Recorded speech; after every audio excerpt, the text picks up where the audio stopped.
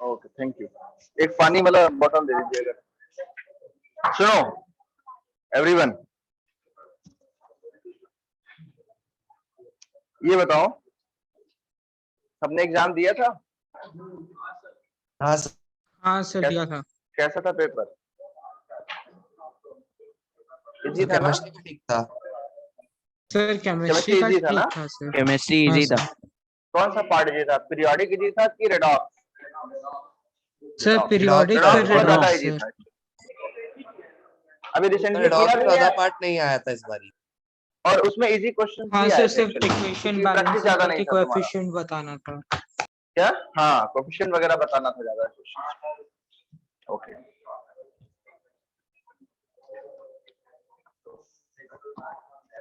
Okay, दो ही chapters थे, periodic और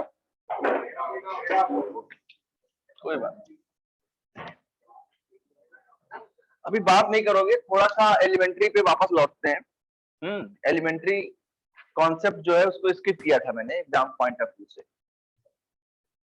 इक्विवेलेंट कॉन्सेप्ट की एक क्लासिकल डेफिनेशन होती है। क्या होती है? Classical definition. वो भी डेफिनेशन कोई बहुत ज्यादा डिफरेंट नहीं है हमारे जो मॉडर्न लॉजिक है। मॉडर्न कॉन्सेप्ट में Continuing with क्या you are continuing with redox or starting with a new chapter? No no no, redox chapter ही चलेगा अभी, ठीक है? रेडॉक्स में ही लिखना है। रेडॉक्स में कई सारे लेक्चर्स हम लगा सकते हैं जितनी जल्दी तुम समझ जाओ। अभी ये जो मैं कॉन्सेप्ट पढ़ा रहा हूँ, ये वाला कॉन्सेप्ट जो है बेसिक कॉन्सेप्ट्स होते हैं, इनको पहले समझ लेते हैं। इक्विवेलेंट कॉन्सेप्ट हमने पढ़ा था। कौन सा concept?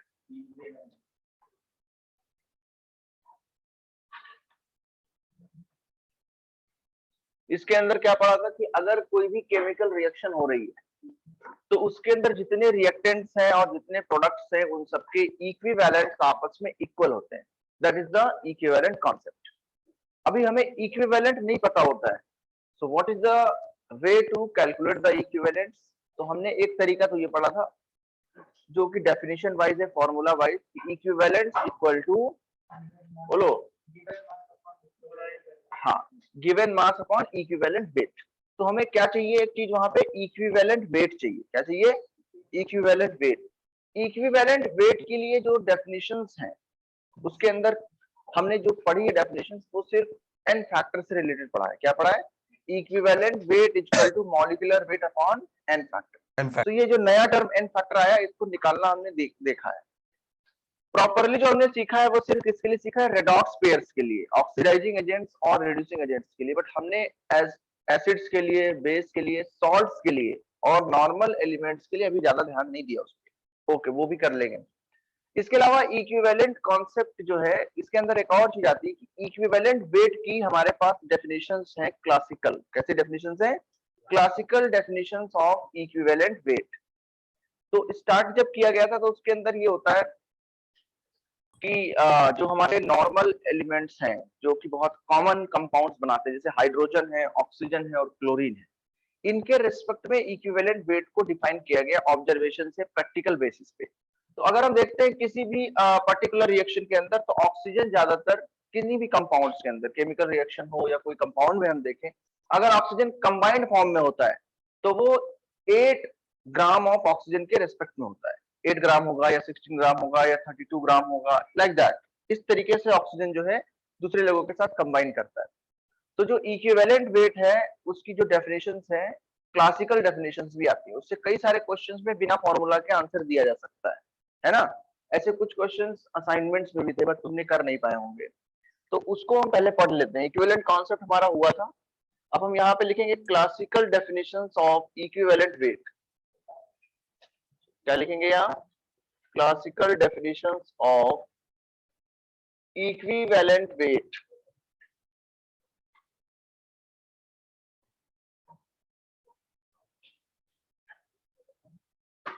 Classical definitions of equivalent weight.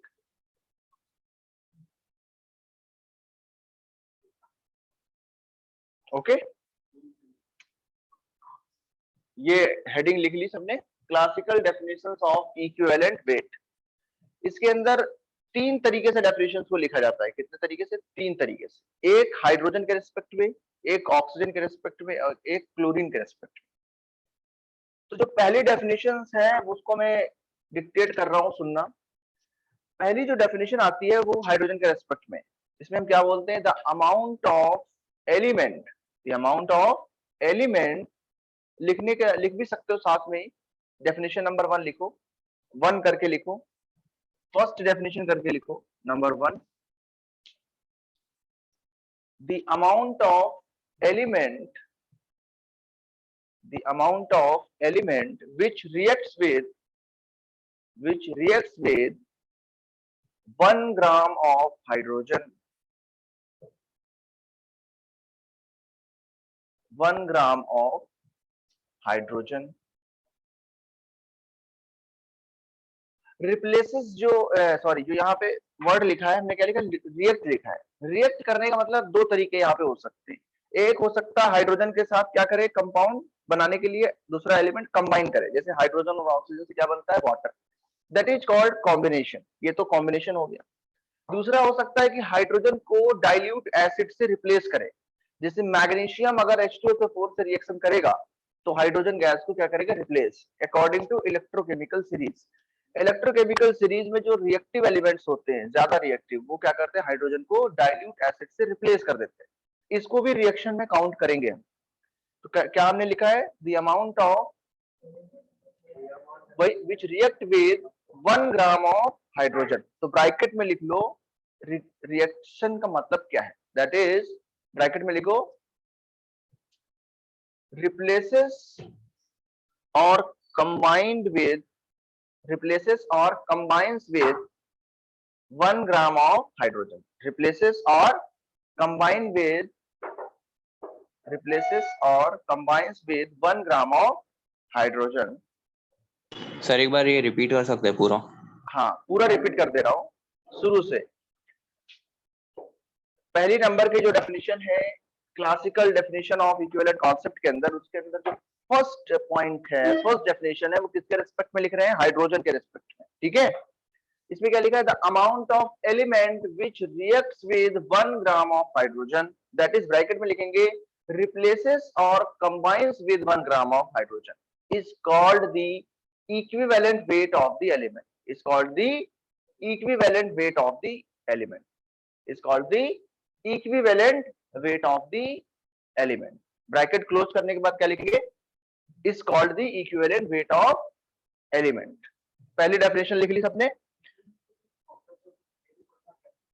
पहला जो फॉर्मूला इक्विवेलेंट वेट का दिया था वो था molecular weight upon n factor, that is totally dependent on the n factor. लेकिन ये जो है डेफिनेशन, ये क्लासिकल है। क्लासिकल का मतलब कोई फॉर्मूला नहीं है, कॉमन सेंस से कॉन्सेप्चुअली हमें पता करना है कि 1 ग्राम से कितना रिएक्ट किया, वही उसका क्या बन जाएगा? Equivalent weight. जैसे यहाँ पे देखेंगे फर्स्ट जो डेफिनेशन है किसके रेस्पेक्ट में लिखे हमने? हाइड्रोजन के रेस्पेक्ट में। हाइड्रोजन के रेस्पेक्ट में हमने ये डेफिनेशन को डिफाइन किया। जैसे एग्जांपल ले लेते हैं इसका, हाइड्रोजन प्लस मैग्नीशियम रिएक्ट करता है तो क्या बनता है? Magnesium hydride, magnesium hydride. अगर इसको मोलरिटी के फॉर्म में देखें, this is the completely balanced reaction. ये 1 मोल होगा तो ये 1 मोल, तो ये 1 मोल बनेगा। दैट इज, अगर ये 1 मोल है तो कितने ग्राम्स होंगे? अगर ये ग्रेविमेट्रिक एनालिसिस कर रहे हैं, क्या कर रहे हैं? मास एनालिसिस। इसको क्या बोलते हैं? मास एनालिसिस। कितनी है ये? 2 ग्राम। मैग्नीशियम 1 मोल कितना होगा? 24 ग्राम्स। कितने ग्राम्स? तो ये 2 ग्राम कितने के साथ रिएक्ट करता है? 24 ग्राम मैग्नीशियम के साथ। तो 24 ग्राम मैग्नीशियम कितने हाइड्रोजन के साथ रिएक्ट कर रहा है? 2 ग्राम। तो 1 ग्राम हाइड्रोजन के साथ कितना रिएक्ट करेगा मैग्नीशियम? 12 ग्राम। तो डेफिनेशन वाइज बताओ मैग्नीशियम का इक्विवेलेंट वेट कितना हो गया? 12 ग्राम। 12 ग्राम। तो बस यही क्लासिकल डेफिनेशन है। इक्विवेलेंट वेट ऑफ मैग्नीशियम कितना हुआ? 12। बोलो, 1 ग्राम हाइड्रोजन के साथ कितना मैग्नीशियम रिएक्ट किया? 12 ग्राम। और डेफिनेशन में लिखा ही है 1 ग्राम हाइड्रोजन के साथ जितना एलिमेंट रिएक्ट करेगा वही उसका क्या होगा? Equivalent weight. तो दिस इज वेरी सिंपल। हाँ, रिएक्शन बैलेंस होनी चाहिए, 1 मोल के हिसाब से मास लिख लो, that is called mass analysis. ये मोल कंसेप्ट में पढ़ाया जाता है मास एनालिसिस। हमें लेकिन डेफिनेशन में लिखा है 1 ग्राम पे देखना है, कितने पे देखना है, 1 ग्राम हाइड्रोजन। तो सर आंसर इसका इज, मतलब यहाँ पे हो गया कि मैग्नीशियम का इक्विवेलेंट वेट इसने कांस्टेंट कर दिया 12, पर हाँ, हम फॉर्मूला से देखेंगे तो उसका एन फैक्टर हमेशा 2 थोड़ी आएगा। यस करेक्ट, लेकिन ये एलिमेंटल फॉर्म में जब रिएक्ट कर रहा है, ये किस फॉर्म में था शुरू में, एलिमेंटल, और मैग्नीशियम की वैलेंसी हमेशा कितनी होती है, 2। तो ये इसीलिए करेक्ट है क्योंकि मैग्नीशियम की वैलेंसी चेंज नहीं होती। तो this is only the classical definition.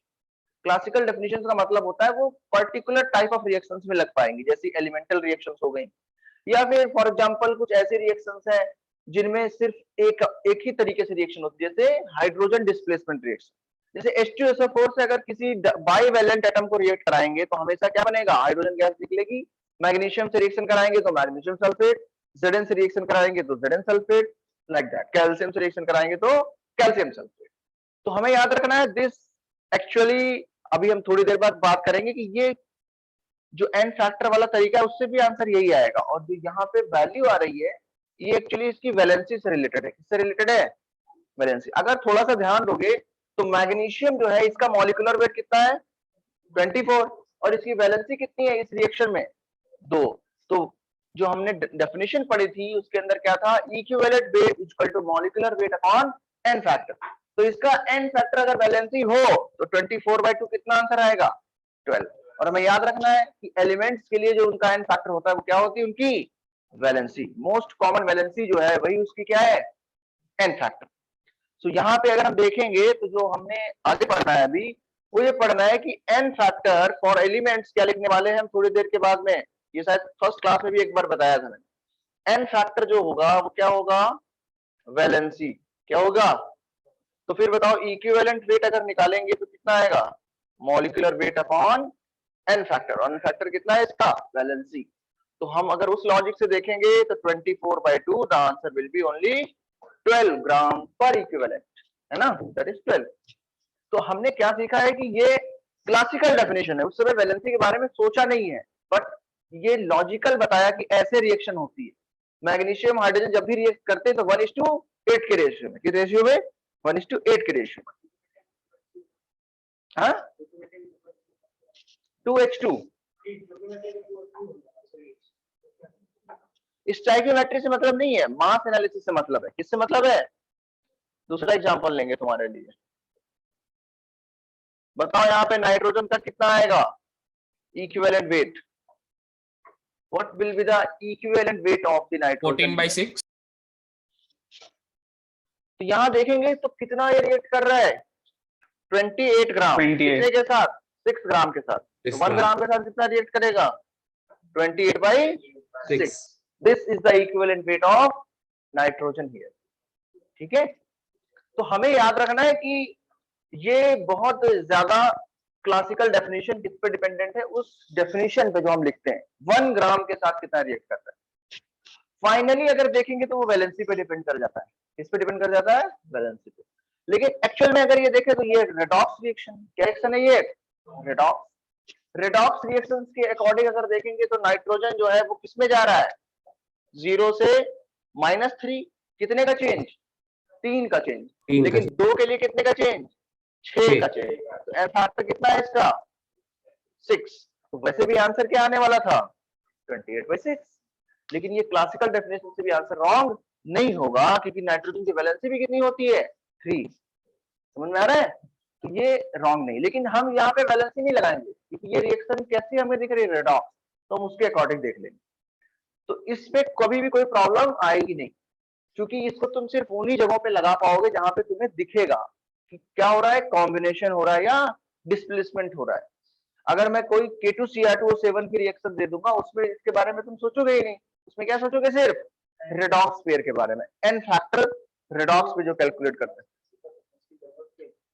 हम जरूरत है हमें, मतलब थोड़ा ना हमें पढ़ना है तो पढ़ना है, जरूरत की बात तो बाद में करेंगे जब एग्जाम देंगे। पहले हमें पता होना चाहिए ना किस किस तरीके से क्वेश्चन को सॉल्व किया जा सकता है।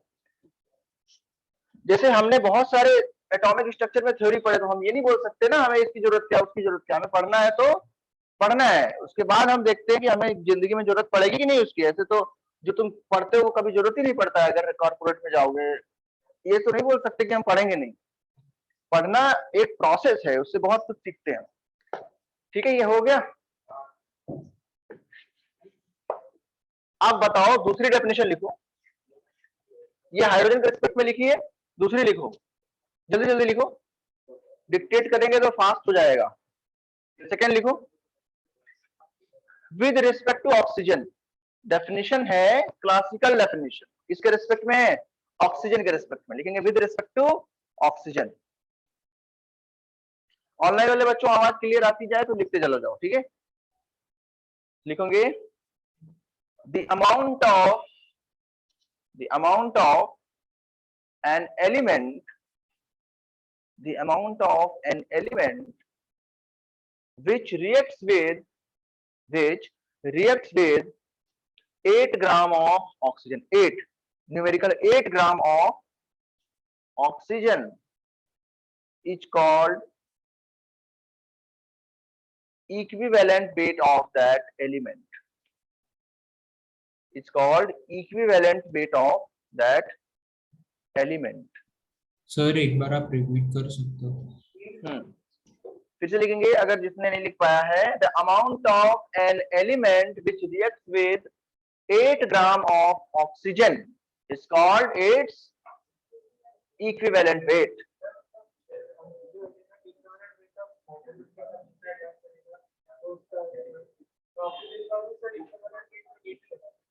अभी करता हूं उसको जो तुमने पूछा, ठीक है, तुम्हें दिख जाएगा। 8 ही होगा, करेक्ट है। दूसरा लिखो, इसके नीचे लिखो। तो ये एक ही हुआ ना, मतलब ये तो मैं हर कोई एलिमेंट के लिए डिफाइन कर सकता हूँ, मतलब सपोज एलिमेंट कोई भी है उसका मास m है तो फॉर मास। लेकिन मोस्ट कॉमन एलिमेंट्स कौन से होते हैं जो कंबाइंड फॉर्म मिलते हैं? हाइड्रोजन है, ऑक्सीजन है, ठीक है।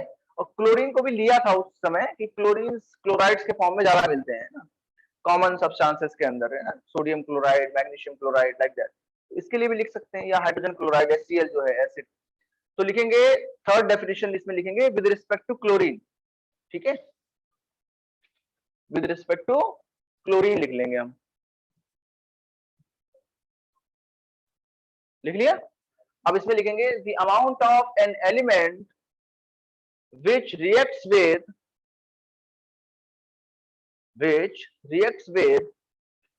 35.5 gram of chlorine. 35.5 gram of chlorine is called its equivalent weight. किसका equivalent weight? Sir, can you repeat? शुरू से बता देता हूँ, कोई बात नहीं।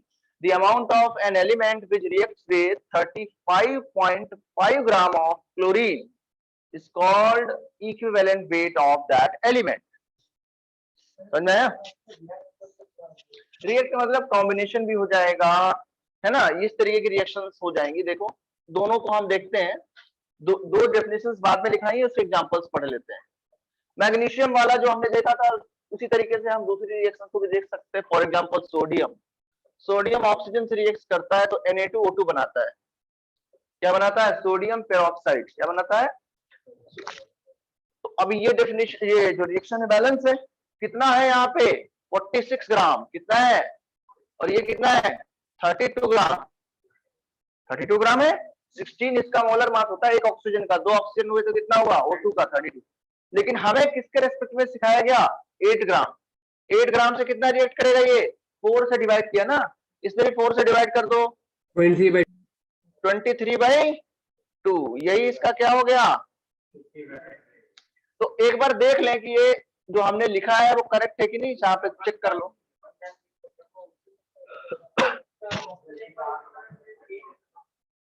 हाँ, तो जो यहाँ पे चीज है ना उसको थोड़ा सा और समझेंगे, उसके पहले एक और एग्जांपल ले लेते हैं। अगर सोडियम ऑक्सीजन से रिएक्ट करे और Na2O बनाए, क्या बनाए? Na2O। तो थोड़ा सा मैं इसमें क्लैरिटी लाऊंगा तुमको, फिर तुम्हें समझ में आएगा। इसके अंदर सोडियम के लिए निकालो तो 8 ग्राम से कितना रिएक्ट कर रहा है?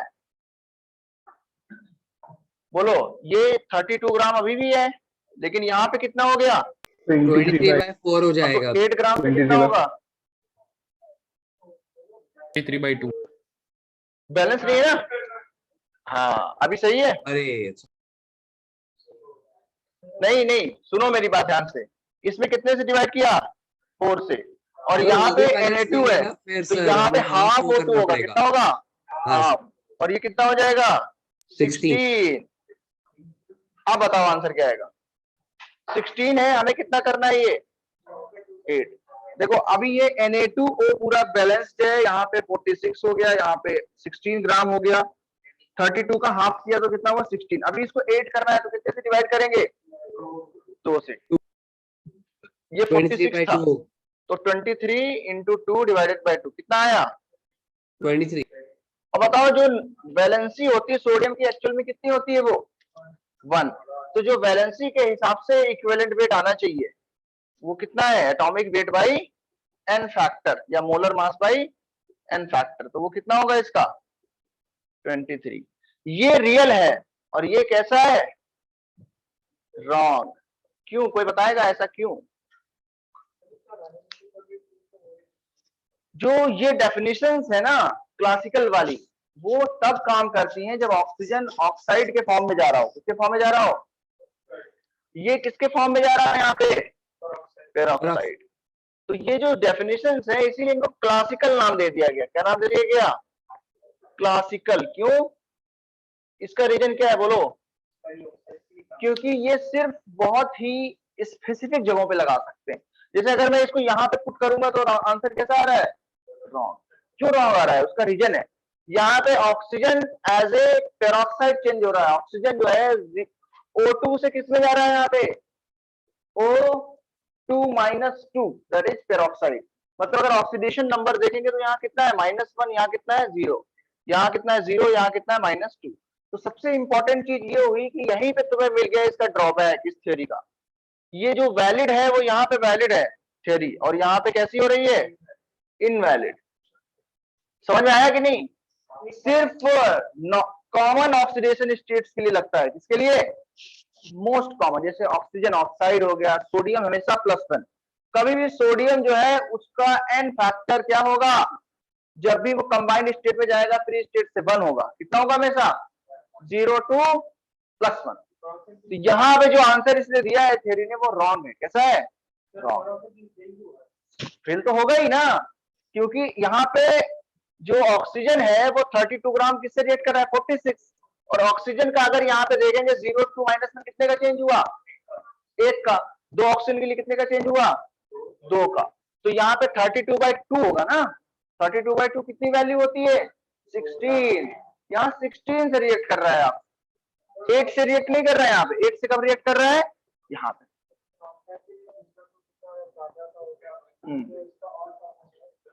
तो उसमें भी नहीं होगा, सिर्फ O-2 में होगा। किसमें होगा? सिर्फ ये वाली डेफिनेशन। दिस ऑक्सीजन वाली definition is valid only for which? Oxygen to O-2। पीछे ये क्या रोटेशन चला रहे हो तुम लोग? क्यों कर रहे हो ऐसा? नहीं, ये वाली रिएक्शन सिर्फ वहीं पे काम करती है जहां पे प्रॉपर वैलेंसीज में रिएक्शन हो। ऑक्सीजन हो तो ऑक्साइड में जाए, क्लोरीन हो तो क्लोराइड में जाए। अगर क्लोरीन मान लो तुम्हारा चला गया ClO3- में, तो ये क्या डेफिनेशन लगेगी? सिर्फ Cl- में लगेगी वो। हाँ, क्लासिकल का मतलब होता है बहुत पहले बनाई गई है। कब बनाई गई है? 1800 के आसपास, 1600 के आसपास। जो थोड़े बहुत लॉजिकल एक्सप्लेनेशन देने चाहे उन्होंने। ऑक्सीजन 1800 में डिस्कवर हुआ 1800 में डिस्कवर हुआ ना। तो 1800 में तब हुआ तो सर, तो 1800 में तो डिस्कवर हुआ है, तो 1800 के बाद शुरू किया होगा ना। 1850 1800 का मतलब सेंचुरी है, तो उसमें सब आ जाएंगे 19th सेंचुरी में किया होगा। लेकिन कुल मिला के ये तो समझ सकते हैं ना हम, ये वैलिड कहाँ पे हो रहा है? सिर्फ ऑक्साइड में। तुम्हारे सामने इसका हमने क्या किया है? एग्जांपल लिया जिसमें ये वैलिड नहीं है। तो क्लासिकल डेफिनेशंस जो है वो तुम्हें कुछ जगहों पर हेल्प करेंगी, बाकी जगहों पे हेल्प नहीं करेंगी। एक पूछना सर, किसमें? नहीं, उसमें क्या होता है ना, 2 जगह पे चला जाता है ना एक ऑक्सीडेशन स्टेट। हाँ, एक और हम देख लेते हैं। 2 से मल्टीप्लाई क्यों नहीं किया सर? क्या हमने Na का जब हमने निकाला था 2 से मल्टीप्लाई क्यों नहीं किया? यहाँ पे 2Na है। अरे भाई किया तो है, कहाँ देख रहे हो तुम 23/2? ये 23/2 किया है कि नहीं? इधर देखो दोनों लोग, मोबाइल तुमने जमा नहीं कराया आज? नहीं, वो तो अलग बात है, उनको भी बताया ना, तुम पढ़ रहे हो, है ना? मैसेज था, लेकिन जब उनको पता होगा कि बच्चे ने मोबाइल कर दिया तो वो लगभग जो मैसेज करेंगे भी वो कब के करेंगे? क्लास के बाद में, या तो फिर सेंटर पे फोन करेंगे कि भाई ओम को बुला दो। तो मोबाइल अपना खुद से जमा करो अभी, है ना? सर वो उससे जब क्या n फैक्टर निकाले उससे थे क्या सर होगा कि तब भाई, हाँ क्या बोल रहे हो? सर जब हम लोग n फैक्टर निकाले थे तब पूछ रहा था सर। ओके, उसमें बताएंगे अभी। इसमें बताओ कैल्शियम का कितना आएगा भाई? कैल्शियम का बताओ, क्लासिकल डेफिनेशन लिखा है क्लोरीन 20 वाली। ग्राम से आना चाहिए। हाँ, देखिए क्लोरीन कितना है यहाँ पे? 35.2 लिख लो, कोई दिक्कत? 35.2 ग्राम्स कितने से रिएक्शन कर रहा है? 40 से। ये कैल्शियम का मोलर मास कितना है? 40। तो 35.5 से कितना करेगा? सिर्फ इतने से दिस मच क्लोरीन अगर हमारे पास है Cl2 या Cl के फॉर्म में, तो 20 हो जाएगा। तो इक्विवेलेंट वेट कितना हो गया कैल्शियम का? 20। तो हम लिख लेंगे यहाँ पे इक्विवेलेंट वेट ऑफ कैल्शियम कितना हो गया? 20। ठीक है, तो ये इसलिए लग रहा है क्योंकि कैल्शियम की वैलेंसी कितनी जा रही है यहाँ पे? 2। कैल्शियम किसमें गया? Ca+2 में, इसीलिए वैलिड है। तो हमें याद रखना है जो क्लासिकल डेफिनेशन हमारी आई थी वो सिर्फ और सिर्फ किसके लिए आई है? कॉमन ऑक्सीडेशन स्टेट्स के अकॉर्डिंग ही लिया है। देखोगे तुम तो ऑक्सीजन का 8 लिया है, इसका मतलब उसकी वैलेंसी कितनी मानी है? 2, तभी तो 8 आया वो नंबर। हाइड्रोजन का 1, तभी तो हाइड्रोजन के लिए कितना आया? 1 ग्राम का, 1 ग्राम मोलर मास भी है, और 1 क्या लिया? उसका इक्विवेलेंट वेट। इसी तरीके से क्लोरीन के लिए कितना लिया? 35.5, क्योंकि क्लोरीन जब क्लोराइड में जाएगा तो वैलेंसी कितनी होती है उसकी? 1 कितनी होती है? 1। नहीं, कॉमन कॉमन एज्यूम किया है। नाइट्रोजन को लेंगे तो कौन सी एज्यूम करेंगे? 3 वाली। ठीक है, नाइट्रोजन की बहुत सारी ऑक्सीडेशन स्टेट्स है ना, 0 भी है, +2 भी है, +5 भी है, +3 भी है, +4 भी है, लेकिन कौन सी लेते हैं हम लोग? -3 इन डेफिनेशंस के अंदर। तो इसको तुमने अगर लिख लिया है तो फिर हम आगे बढ़े और देखें कि कैल्शियम की जो नॉर्मल फॉर्मूले से एन फैक्टर निकालेंगे वो क्या होगा? उसका वैलेंसी कितनी वैलेंसी है यहाँ पे इसकी? 2। तो अगर इसका इक्विवेलेंट वेट हम पुराने तरीके से निकालें तो भी कितना ही आएगा बोलो? तो इसीलिए क्लासिकल डेफिनेशन को क्या कर दिया गया? हटा दिया गया। बोला गया कि इससे अच्छा तो कौन सा फॉर्मूला है हमारे पास? एन फैक्टर निकालने वाला। भाई एन फैक्टर जो है वो ट्रू पिक्चर देता है ना, अगर आपकी वैलेंसी चेंज हो रही है तो आपका इक्विवेलेंट वेट भी क्या हो जाएगा? चेंज हो जाएगा। और वैलेंसी नाम को थोड़ा सा ज्यादा यहाँ पे इग्नोर करके नया नंबर लाया गया जिसको क्या बोलते हैं? Oxidation state n f factor के फॉर्म में निकाला जाता है। अगर कोई रेडॉक्स रिएक्शन हो रही है तो ऑक्सीडेशन नंबर उसमें चेंज होता है, तो वहां से देखते हैं। अगर मान लो ऐसी रिएक्शंस हैं जिसमें ऑक्सीडेशन नंबर चेंज नहीं हो रहा है, that is acid base reaction, salt के लिए रिएक्शन, तो उसके लिए क्या होता है? सिर्फ और सिर्फ हमने क्या बताया था? एसिड बेस रिएक्शन में H कितने रिप्लेस हुए, OH कितने रिप्लेस हुए, या फिर कोई सॉल्ट है तो टोटल पॉजिटिव चार्ज या फिर टोटल नेगेटिव चार्ज। तो उन सारी चीजों को एक बार हम लोग एग्जांपल्स के साथ डिस्कस करेंगे। ये सबने लिख लिया है? Okay good. तो अभी इसमें कोई डाउट तो नहीं ओल्ड कॉन्सेप्ट में?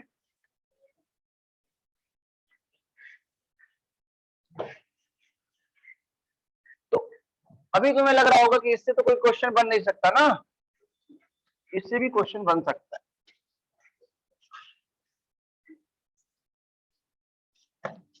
एक चीज और बताता हूं, काफी ज्यादा इंपॉर्टेंट। अगर हमारे पास दिया हुआ है कोई एलिमेंट का कार्बोनेट या क्लोराइड, ठीक है, मान लो दिया एलिमेंट कार्बोनेट और दिया है मेटल कार्बोनेट। क्या दिया है?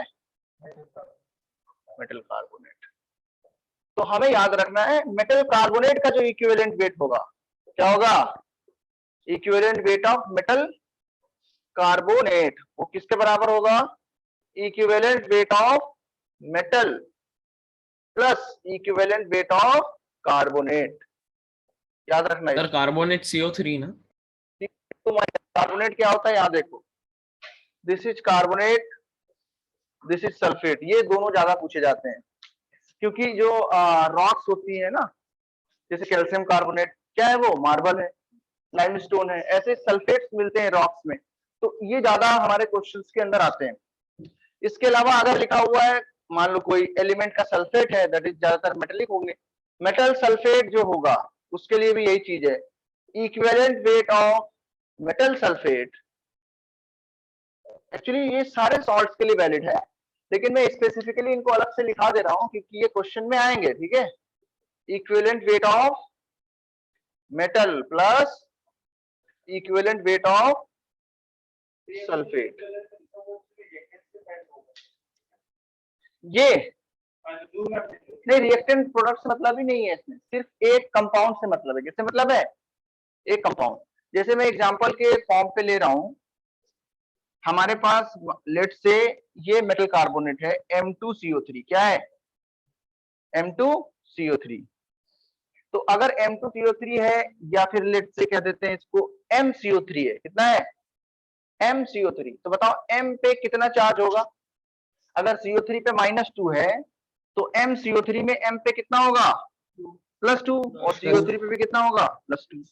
तो यहाँ पे हमें याद रखना है कि इसकी वैलेंसी कितनी आई? 2। तो इसका एन फैक्टर कितना है? 2, जो इस पे चार्ज है, और जो हमारे पास आयंस होते हैं उनका एन फैक्टर भी क्या होता है? उनके ऊपर जो चार्ज है, तो इसका एन फैक्टर भी कितना आएगा? 2। अब यहां से अगर हम देखेंगे तो मेटल कार्बोनेट के ऊपर इक्विवेलेंट वेट हमें लगाना है, तो हम क्या लिखेंगे? Equivalent weight of metal carbonate is equal to equivalent weight of M plus equivalent weight of CO3 2-। ये हमको पता चल गया। इसमें कैसे देंगे क्वेश्चन? वो कई बार मेटल कार्बोनेट का क्या पूछेंगे? Equivalent weight. तो मेटल का निकाल लोगे। मेटल का कैसे निकाल लोगे? मेटल के बारे में इंफॉर्मेशन होगी, मॉलिक्यूलर वेट अपॉन उसका एन फैक्टर। कार्बोनेट जो है उसके बारे में तो पता ही है, कितना मोलर मास आएगा कार्बोनेट का, आयनिक मास कितना आएगा? 16 3 जा 48 प्लस 12 60, कितना आएगा? 60। तो 60/2 कितना आएगा हमेशा? ये मेटल का तो क्या होगा? मेटल का molecular weight upon n factor. तो एटॉमिक वेट लिख लो तो ज्यादा अच्छा है क्योंकि वो एटॉमिक फॉर्म में है। और यहाँ पे क्या आएगा? 60/2। तो कितना आएगा? Atomic weight upon n factor plus 30। Oxidation number metal का नहीं, पूरे आयन का नहीं होता है, किसका होता है? सिर्फ एलिमेंट का। किसका होता है? ये CO3 पे 2- चार्ज है, क्या है वो? चार्ज। पहले इसको लिख लो, फिर इसका यूज भी करने वाले हैं हम लोग। अगर तुम्हें कहीं पे दिखाओ मेटल सल्फेट है, क्या लिखाओ? मेटल सल्फेट, और उसके बारे में कुछ इंफॉर्मेशन चाहिए, तो हम मेटल का अलग और कार्बोनेट का अलग सॉल्व करके आंसर ला सकते हैं, ठीक है। क्वेश्चन दे रहा हूं मैं।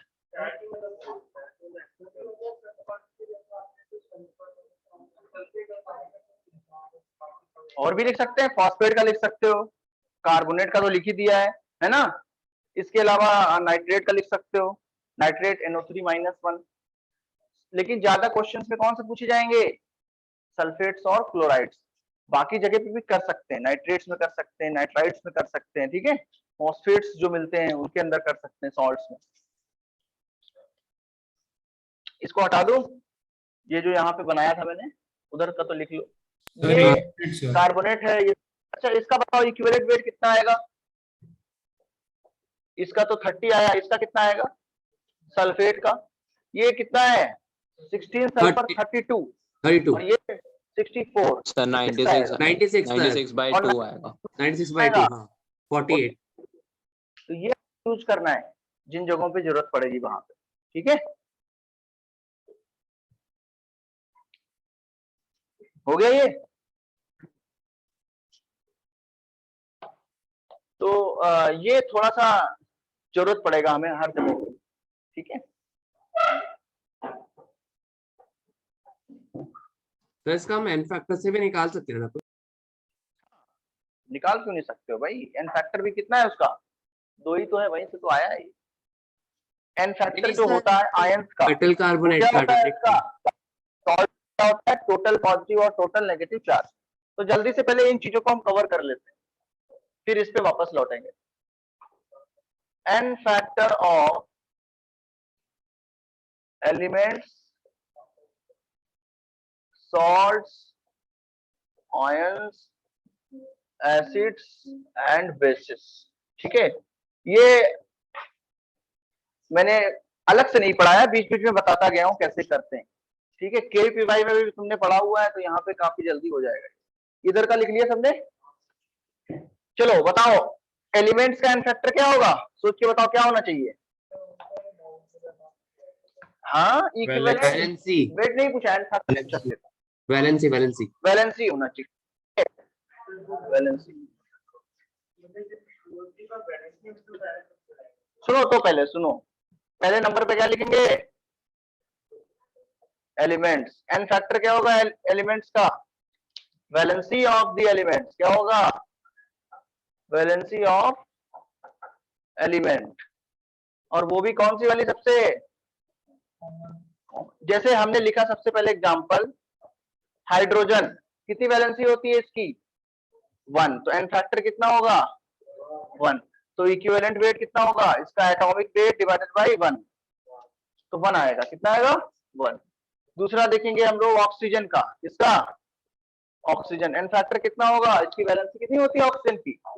2, तो इक्विवेलेंट वेट कितना होगा? Atomic weight divided by n factor, तो 16/2 कितना आएगा? 8। कैसे लिखा, मतलब समझा नहीं मैं कैसे? ये वाला, इसकी वैलेंसी कितनी होती है ऑक्सीजन की? वैलेंसी जो होती है उसका मैग्नीट्यूड यहाँ पे लिखना है। ठीक है, 2 होती है तो 2 लिख दिया, -2 है तब भी 2, +2 है तब भी 2, ऐसा। नाइट्रोजन बताओ, नाइट्रोजन 3 ऑक्टेट कंप्लीट करने के लिए कितने इलेक्ट्रॉन चाहिए नाइट्रोजन को? 3 इलेक्ट्रॉन। तो वैलेंसी कितनी हुई इसकी?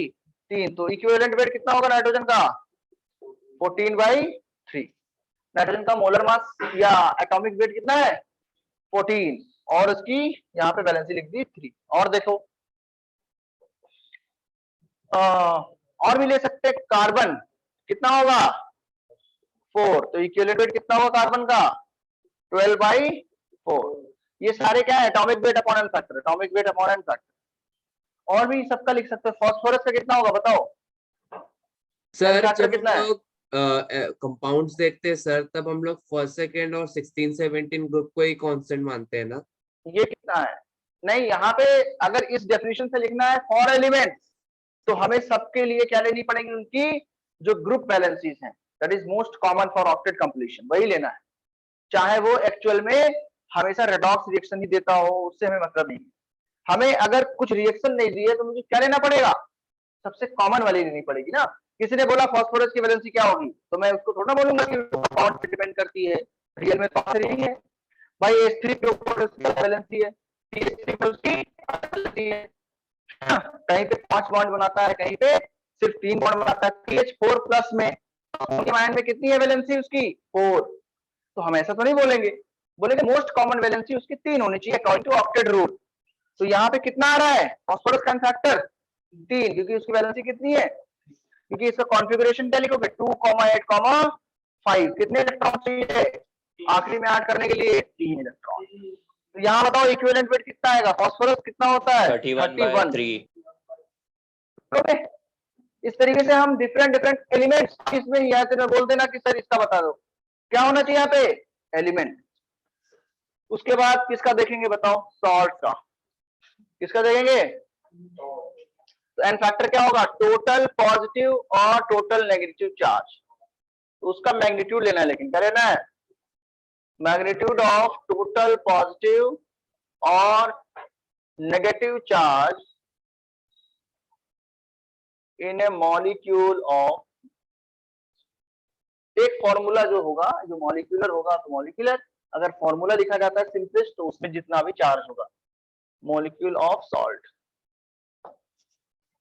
जैसे मुझे बताओ भाई NaCl सबसे सिंपल वाला, हाँ बोलो कितना चार्ज है? Total positive total Zero. Negative? Sir 1 0 नहीं, टोटल पॉजिटिव और टोटल नेगेटिव 0 One हो जाएगा। 1 है 1 है।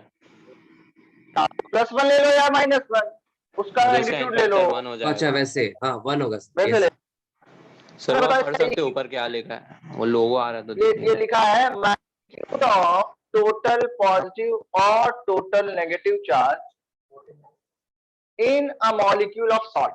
क्या लिखा है? मैग्नीट्यूड ऑफ टोटल पॉजिटिव और total negative charge in a molecule. That is formula number भी हो सकता है, ऐसा नहीं मॉलिक्यूल्स के फॉर्म में तो एग्जिस्ट नहीं करते हैं। सोडियम क्लोराइड एक मॉलिक्यूल नहीं है, क्रिस्टल है वो, लेकिन सिंपलेस्ट फॉर्मूला क्या था उसका? NaCl। तो हम वही लेते हैं। क्या? सर उस पे चार्ज हो तो? हाँ बता रहा हूँ, अभी बता रहा हूँ, अभी बताऊंगा। इसके नीचे इसका इक्विवेलेंट वेट बताओ पहले कितना आएगा? Molar mass that is molecular weight upon n factor. Molecular weight निकाल लिया होगा, 53.5 आया क्या? सोडियम कितना होगा? 23, 35.5, सर 58.5 है। 58.5। तो 58.5 है और एन फैक्टर 1 जो इसका मोलर मास है वही क्या है? इसका इक्विवेलेंट मास या इक्विवेलेंट वेट। आगे देखेंगे दूसरा। सर अगर किसी मॉलिक्यूल पे चार्ज हो तो? चार्ज होगा तो उसको आयन मानेंगे, जितना चार्ज होगा वही उसका आयन फैक्टर हो जाएगा। ठीक है, ठीक है। आयंस का लिखा हुआ है उधर देखो। मैग्नीशियम क्लोराइड का आयन फैक्टर कितना होगा बोलो? टोटल पॉजिटिव चार्ज कितना है? +2।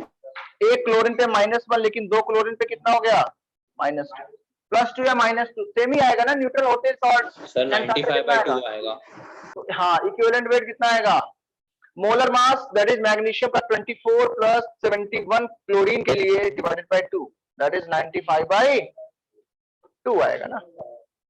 95/2 95 निकालने में तो कोई दिक्कत नहीं ना, मोल कांसेप्ट में सब। Cl2 का क्या? Cl2 का दैट इज टोटल चार्ज ना। एक क्लोरीन पे कितना चार्ज? -1। क्लोरीन कितने टोटल? 2, तो टोटल चार्ज -2। Cl2 नहीं याद रखना है तुम्हें, Cl2 पे लेना है। कहीं Cl हुआ तो उसको तुम Cl2 बना लोगे, फिर ऐसे नहीं याद रखो। टोटल पॉजिटिव या टोटल नेगेटिव चार्ज। समझ गया है कि नहीं? यहाँ पे कितना क्लोरीन था? 1, तो -1। यहाँ पे 2 क्लोरीन तो 2। चलो अभी आगे बढ़ा देते हैं इस चीज को। सोडियम फॉस्फेट में बता दो। Sodium phosphate Na3PO4। जल्दी जल्दी बोलो, फिर इसको ज्यादा हम आगे नहीं बढ़ाएंगे। इधर बताओ कितना आएगा? यहाँ पे 3 आएगा। इक्विवेलेंट वेट कितना आएगा? सोडियम कितना होगा? 23 × 3। फॉस्फेट का निकालोगे तो 31 प्लस 95 के आसपास आना चाहिए। 16 4 जा कितना होता? 64 और डिवाइडेड बाय 3 करके देखो कितना आएगा, मुझे बता दो। 164। 64 3 किया 9 5 14, हाँ 4 आएगा लास्ट में। ठीक है, 164/3। PO4 जो होता है उसका 95 होता है। कितना होता है? 95। वैलेंसी 3 है। देखो कैसे निकला ये। सोडियम पे कितना चार्ज? एक पे +1। इसको तोड़ भी सकते हो, तुम्हें कम समझ में आ रहा है अगर इसे, तो you will get the ions for like this -3। तो कितना चार्ज है टोटल पॉजिटिव? +3। और टोटल नेगेटिव चार्ज भी कितना है?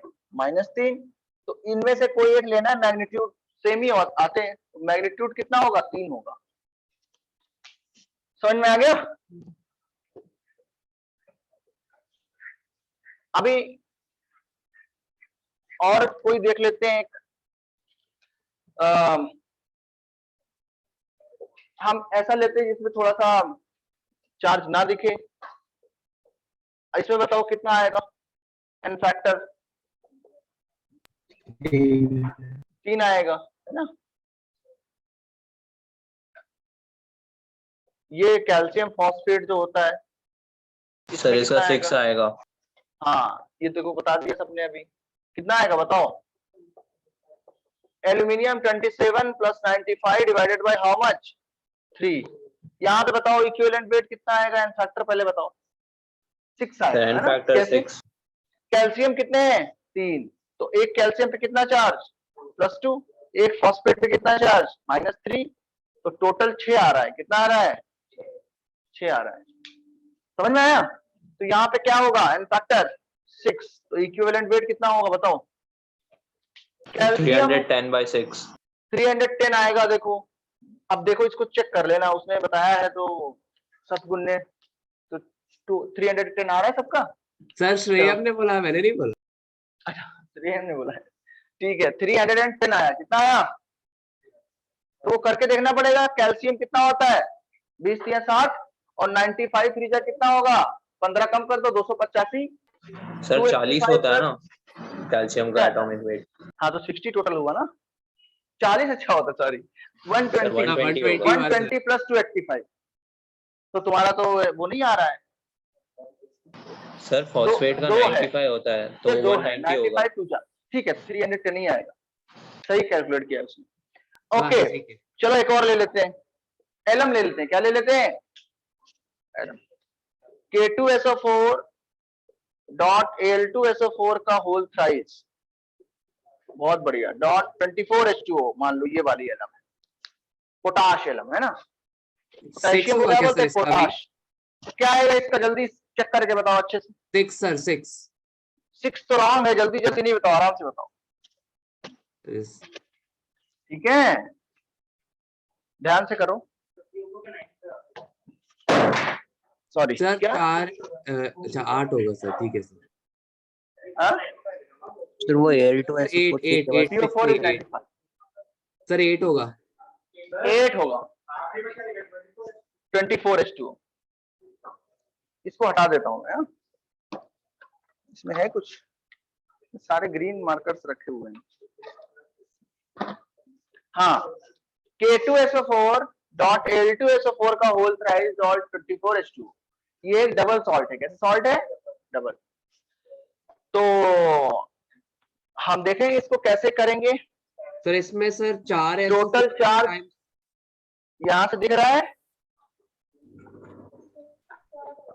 क्या, 2, यहां से +2 या -2 दो ही आएगा, कोई एक ले लो। यहाँ पे देखोगे तो कितना आएगा 2Al + 3, अभी करके देखा था इसको, बार बार लिख रहे हैं फिर से भाई। इसको तोड़ना नहीं है because it is not ionic, it is molecular form में है, इसमें चार्ज नहीं ब्रेक करेंगे। ये कितना आएगा 6 आएगा, तो दोनों को मिला दो, टोटल कितना हुआ पॉजिटिव या नेगेटिव 8। 8, तो एन फैक्टर कितना आ जाएगा इसका 8 आ जाएगा। कर लोगे, अब इसको हटा देता हूं। सॉल्ट कवर कर लिया हमने, क्या बताओ कुछ छूट गया। आयंस का करते हैं अभी, हाँ डबल सॉल्ट्स में ऐड करना। आयंस का देख लें, आयंस का जल्दी जल्दी देखोगे, ये छोटी छोटी चीजें हैं जो तुम्हें नहीं आती हैं, बट इसको जल्दी हम कवर कर सकते हैं। आयंस में क्या होगा, आयन फैक्टर बोलो, मैग्नीट्यूड ऑफ चार्ज क्या होगा, जो भी चार्ज होता है वही उसका क्या हो जाता है एन फैक्टर। जैसे लेट्स से हमारे पास है CO3 2- कितना एन फैक्टर होगा 2, इक्विवेलेंट वेट निकाला था आज ही, कितना आया था 60/2 दैट इज 30। सल्फेट का भी निकाल लिया, फॉस्फेट का भी निकाल लिया, नाइट्रेट का भी निकाल लिया, सारे सॉल्ट हैं, इनका निकाल के देखो कितना आता है। एन फैक्टर कितना आएगा 2, एन फैक्टर कितना है -3 है या 3- लिख लो, नाइट्रेट का 1 है। इक्विवेलेंट वेट्स देख लो, सर 48। हाँ गुड। इसका कितना है 95/3। 95/3, और इसका कितना है 16 3 जा 48 + 14 62 62 ही आएगा फिर तो, 62/1 यस है ना। तो कुल मिला के बहुत ही सिंपल सी चीजें हैं। सॉल्ट्स में टोटल चार्ज लेना है, आयंस में जो भी चार्ज है उसका मैग्नीट्यूड ले लेना है। जैसे ये हमने नेगेटिव लिखे हैं, ऐसे ये कैटायनिक भी हो सकते हैं। जैसे Al + 3 भी तो क्या है, आयन है ना, इसका एन फैक्टर कितना है 3, तो Al + 3 फॉर्म में अगर आयन है तो इसका क्या होगा बताओ, equivalent weight 27/3 and this will be 9।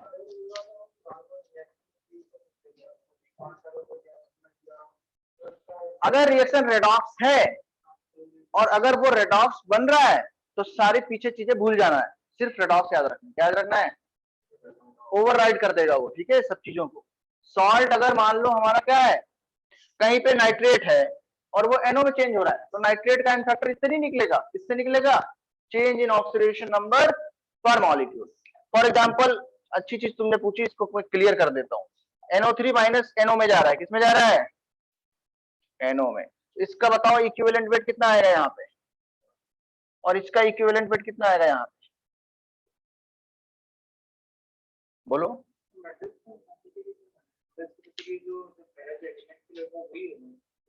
Elements में मेटल भी आएगा, नॉन मेटल भी आएगा, मेटलॉइड भी आएगा, सब आएंगे। बोरॉन भी है उसमें आएगा, उसमें Fe भी आएगा। हाँ, लिथियम का n फैक्टर 1 है, ठीक है। इसका बताओ चलो। तो पहले देखेंगे ये नाइट्रेट है, लेकिन ये सॉल्ट के फॉर्म में बिहेव नहीं कर रहा है। It is acting as what, +5 से जो +2 में जा रहा है, खुद का क्या कर रहा है वो, reduction. So it is acting as oxidizing agent here, मतलब रेडॉक्स रिएक्शन है। कितना चेंज होगा +5 से +2 में? 3 का। तो एन फैक्टर कितना हो जाएगा इसका? 3 इक्विवेलेंट वेट अगर इज 14/3। तो नाइट्रेट का कितना निकाला है तुमने ऊपर?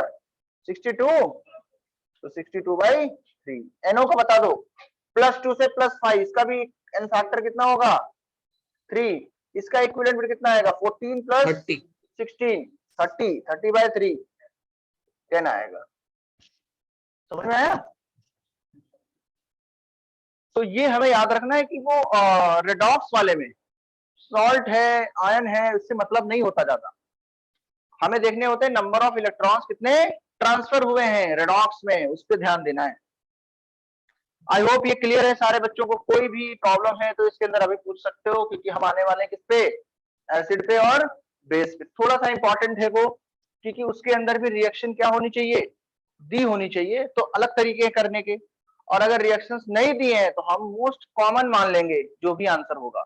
जैसे अगर दिया है H2SO4 और कोई रिएक्शन नहीं दी है, तो कितने H उसमें माने जाएंगे रिप्लेसेबल H? 2। जो मैक्सिमम होंगे वो मानेंगे।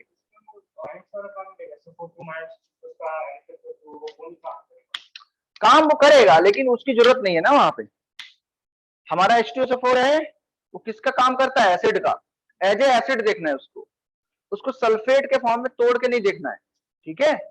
उसको कैसे देखना है? H2SO4 is acid, 2 H replaceable हैं, वही उसका क्या हो जाएगा, फैक्टर। हाँ, सॉल्ट में तुम्हें तोड़ के टोटल चार्ज देखना पड़ेगा। क्या देखना पड़ेगा? चार्ज। तो एसिड्स में कितने H रिप्लेसेबल होते हैं ये कैसे बताते हो, बताओ। How to check how many replaceable H are there? जितने नंबर ऑफ H एटम से उतना ही होगा ना। Very good. जितने H ऑक्सीजन से कनेक्टेड होंगे वो वाले, या फिर कोई H ऐसा है जिसका बॉन्ड डिस्टेंस बहुत कम है, तो वो भी क्या होगा, आसानी से टूट जाएगा। तो वो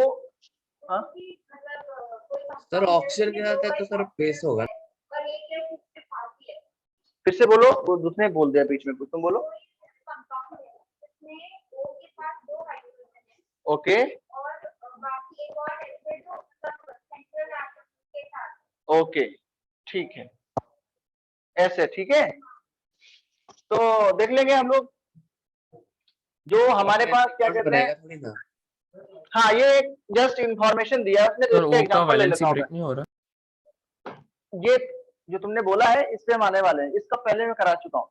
इसमें कराया मैंने फॉस्फोरिक एसिड्स में, phosphoric acid, phosphorous acid, hypophosphorous acid. तुमने क्या सिखाया वहां पे कि अगर P से जुड़ा हुआ H डायरेक्ट है तो वो एसिडिक हाइड्रोजन नहीं होता है, O से जुड़ा होना चाहिए, इससे O से। क्योंकि हमें जो देखना होता है वो पीरियोडिक प्रॉपर्टीज में तुमने पढ़ा होगा। अगर 2 बॉन्ड्स बने हुए हैं, क्या बने हुए हैं, मान लो ये हमने फ्लोरीन ले लिया और ये H ले लिया और ये Na ले लिया, इस तरीके से। इसकी तो वैलेंसी एक्चुअल में 2 नहीं होती, ऑक्सीजन ही ले लेता हूँ। तो NaOH है, तो विच बॉन्ड इज मोर पोलर? कौन सा बॉन्ड ज्यादा पोलर है, सोच के बताओ। Na, क्योंकि उसकी डेल्टा EN ज्यादा है। ये जब देखेंगे तो ये वाला बॉन्ड की इलेक्ट्रोनेगेटिविटी में डिफरेंस बहुत ज्यादा है, इसमें डिफरेंस कम है। तो ये वाला बॉन्ड पोलर है, ये आसानी से ब्रेक करता है। तो क्या बनता है, O पे माइनस एक्चुअली आता है, लेकिन हम उसको इधर लिख देते हैं। तो ये OH माइनस जब निकलता है तो जो पुराना वाला था पेरेंट, वो किसका काम करता है, बेस का। किसका काम करता है, बेस का। लेकिन अगर हमारे पास है ऐसा POH और इसकी वैलेंसी हमारी पहले किसी तरीके से कंप्लीटेड है, आई डोंट नो कैसे है बट वो है, ठीक है, इस तरीके से। अभी इसमें ज्यादा वैलेंसी में डिफरेंस किसमें है, तो OH और P की एक्चुअल में जो इलेक्ट्रोनेगेटिविटी है उसमें ज्यादा डिफरेंस नहीं है। लेकिन P जो है वो नॉन मेटेलिक कैरेक्टर्स में ज्यादा है, तो ऑक्सीजन जो है इसके साथ में रहना चाहता है, और ये H प्लस जब टूटेगा तो यहां से क्या बनेगा, H प्लस निकल गए, तो यहाँ पे इलेक्ट्रोनेगेटिविटी डिफरेंस अगर ज्यादा हो, लेट्स से अगर नाइट्रोजन यहाँ पे ज्यादा, समझ में आएगा तुम्हें। अब कौन सा बॉन्ड टूटेगा, OH वाला या NO वाला, किसकी इलेक्ट्रोनेगेटिविटी में डिफरेंस ज्यादा है, OH में ज्यादा है।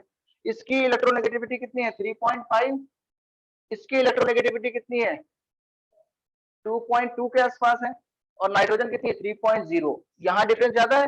ये वाला बॉन्ड तोड़ेंगे तो क्या बनेगा O माइनस और H प्लस, तो ये एसिड का काम कर रहा है, कौन, जो ऊपर वाला लिखा हुआ था वो किसका काम कर रहा है, एसिड का।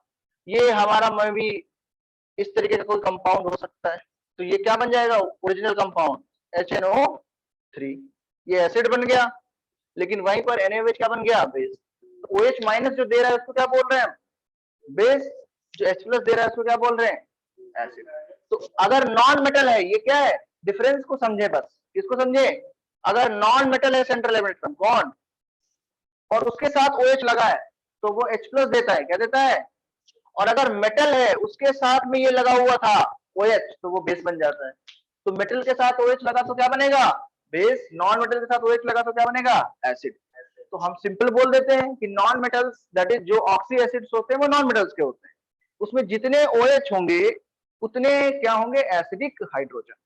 हमें क्या देखना होता है उनके अंदर, OH। डायरेक्ट अगर नॉन मेटल से जुड़ा हुआ बॉन्ड है तो उससे हम कभी भी क्या नहीं निकाल सकते, बोलो, H रिप्लेस नहीं कर सकते, वो H एसिडिक H नहीं होगा। तो इस पे हम आएंगे, ये बताओ मुझे, मैं वापस उस पे आऊंगा, उसके पहले थोड़े से डायग्राम बना लेते हैं। इसका नाम क्या है, पहले पढ़ा चुका हूं, भूल जाते हो लेकिन तुम लोग। H3PO4 इसका नाम क्या है, ये H3PO4 है, और ये क्या है, फॉस्फोरिक एसिड, ये H3PO3 ये फॉस्फोरिक एसिड है, या ऑर्थोफॉस्फोरिक एसिड बोल सकते हैं, ये फॉस्फोरस एसिड है इधर, या इसको ऑर्थोफॉस्फोरस एसिड बोल सकते हैं। इसमें कितने रिप्लेसेबल एच है बताओ तुम, कितने, इसमें 3 है, इसमें कितने रिप्लेसेबल एच हैं, 2। क्या फर्क है, सिर्फ non metal OH bond, non metal OH bond, non metal 3 OH bond, तो यहाँ पे सिर्फ 2, ये वाला H रिप्लेसेबल नहीं है। अगर ये एक्ट करेगा भी तो as a reducing hydrogen act करेगा, इसमें से H प्लस नहीं निकलता, क्या निकलता है इससे, H हाइड्रोजन। हाँ, H3PO3 एक एक्सेप्शन है ना, उसमें सिर्फ 2 ही होते हैं। एक्सेप्शन थोड़ा ना है, ये लॉजिकल है ना। आगे अगर बनाएंगे, ये मैंने सब पढ़ाया हुआ है, तुम लोग ने रिवाइज नहीं किया आई थिंक। कितने रिप्लेसेबल हाइड्रोजन हुए इसमें, सिर्फ 1, और ये दोनों कैसे हैं, रिड्यूसिंग हाइड्रोजन, कैसे रिड्यूसिंग। हाँ तो देखना ही पड़ेगा ना, और क्या करोगे फिर, काम क्या है तुम्हारा, स्ट्रक्चर बनाना कोई गलत बात थोड़ा ना है, स्ट्रक्चर बना के याद रखो, ऐसे थोड़ा ना याद कर पाओगे, ज्यादा स्ट्रक्चर से ज्यादा क्लियर होता है। पुष्पक सर ने बताया था हमें कि जितने भी नंबर ऑफ H एटम्स है उस एसिड में वो होता है, एक्सेप्शन 2 थे, H3PO3 और H3PO2, तुमने वैसे याद किया। सही है, क्योंकि ज्यादा मिलते नहीं ना हमें, अगर कहीं पे मिलते हैं तो हम उसको लिख लेते हैं, जहां यहाँ पे मिला इसके लिए उसको लिख लिया, तो याद कर लो तो वो भी अच्छा है, समझ लो वो भी अच्छा है, ठीक है। ऐसे तुमने याद कर लिया तो गलत नहीं है ना, वो इन दोनों में एक्सेप्शन आ रहा है, तो याद रख लो, बाकी सबके जितने OH होते हैं। लेकिन कई बार कुछ ऐसा कंपाउंड वो बना सकते हैं, है ना, मान लो उन्होंने लिख दिया XHO2, ऐसे लिख दिया, इसमें 3 OH है, ये है वो है, तो तुम्हें कॉन्सेप्चुअली नहीं पता होगा तो कर नहीं पाओगे। चलो हम अभी लिखते हैं एसिड्स के अंदर एन फैक्टर क्या होगा, बोलो इस कॉन्सेप्ट से, क्या हम ये लिख सकते हैं, नंबर ऑफ रिप्लेसेबल, ये एक बात होगी, रिप्लेसेबल कब, जब रिएक्शन नहीं दी हो, और दूसरा हम लिखेंगे इसमें रिप्लेस्ड, क्या लिखेंगे, replaced H plus in a molecule of acid, in a molecule of, ये है हमारा एन फैक्टर, क्या है, number of replaceable, that is a different thing, also we have to consider how many replaced in a reaction। तो इस पे concept देखेंगे क्या होता है, ये तो तुमने समझ लिया है, इसको बार बार बताने की जरूरत नहीं, पीरियोडिक में पढ़ लिया है ना, यहाँ पे भी इसको पढ़ा चुका हूँ एक बार। ये स्ट्रक्चर्स ड्रॉ करने तो कर सकते हो, H3PO4, H3PO3, H3PO2, वैसे तुम्हारी बुकलेट में मिनिमम 2 बार तो ये पिक्चर लिखे हो, कम से कम 2 बार इसको लिखाया है बोर्ड पे, ठीक है। तो ये सब कुछ लिखा हुआ है, जस्ट तुम्हें रिवाइज करना है। चलो मैं एक एग्जांपल लेता हूं, HCl, क्या है ये? अब जिसको यही नहीं पता हो कि HCl एसिड होता है, वो तो नहीं बता पाएगा ना, कि पहले से पता होना चाहिए ना HCl एसिड, ये एसिड है तो कितने H प्लस दे सकता है? एक। एक इसका फैक्टर कितना होगा? 1। इसका इक्विवेलेंट वेट कितना होगा? Molecular weight that is 36.5 divided by 1। Sir हम लोग एसिड का कर रहे हैं ना? हाँ एसिड्स का कर रहे हैं हम लोग, करेक्ट, एसिड्स लिख लो यहाँ पे। ऑक्सीजन से जुड़ा होने के लिए ऑक्सी एसिड होना चाहिए। क्या होना चाहिए? Oxy acid. ये जो एसिड है ये एक नॉन मेटल से डायरेक्ट हाइड्रोजन जुड़ा है और उसकी इतनी ज्यादा बॉन्ड लेंथ है कि वो टूट जाता है पानी में डालने। सो it is a normal acid, है ना। इसको बोलते हैं मिनरल एसिड। क्या बोलते हैं? मिनरल। ऑर्गेनिक एसिड्स होते हैं, मिनरल एसिड्स होते हैं, ठीक है। मिनरल एसिड्स के अंदर दो पार्ट्स में, ऑक्सी एसिड्स और non oxy acids. Oxy acids में OH बॉन्ड होना चाहिए, नॉन ऑक्सी एसिड्स में बॉन्ड लेंथ थोड़ी ज्यादा होती है। जैसे अगर मैं पूछूं कि HCl है और HI है तो कौन इसमें एसिड है? बोलो। केमिकल बॉन्डिंग पढ़ाया गया है? हाँ? तो उसके अंदर ड्रैगोस रूल पढ़ा है? नहीं सर, अभी तक तो। अच्छा तुम दूसरी ब्रांच के हो, मतलब दूसरी जो है इसके हो, बैच तुम्हारे में नहीं पढ़ाया होगा सर ने। ओके कोई बात नहीं, चलो इतना पता होना चाहिए। केमिकल बॉन्डिंग नहीं पढ़ा तो कम से कम पीरियोडिक पढ़ा है। सर किसका बॉन्ड लेंथ इलेक्ट्रोनेगेटिविटी से ज्यादा होगा क्या? होगा? किसका बॉन्ड लेंथ ज्यादा होगा? HCl की HI? HI। साइज जिसका बड़ा है वो दूर जाकर के अपना सेंटर देगा। सेंटर मींस न्यूक्लियस दूर होगा ना उसका। और अगर सर मतलब nucleus सर दूर ने होगा, लास्ट क्लास में इतना बोला था कि कोवेलेंट बॉन्ड ज्यादा बेटर उसमें बनते हैं जिनका साइज नियरली इक्वल होता है, तो मतलब HCl में बेटर ठीक है, बनेगा। धीरे धीरे पढ़ लोगे, ठीक है। तो कौन सा बॉन्ड तोड़ना मुश्किल है? Which bond is tougher to break? HCl। तो HCl पहले से हमें पता है एसिड है, तो HI उससे ज्यादा स्ट्रॉन्ग एसिड होगा। HI क्या है? काफी ज्यादा स्ट्रॉन्ग एसिड है। इन दोनों में HI ज्यादा स्ट्रॉन्ग। तो हमें ये पता चल रहा है H प्लस जो दे दे वो एसिड है। वो क्या है? एसिड। जो H प्लस दे दे, कुछ भी हो, अगर H प्लस दे रहा है तो वो क्या होगा?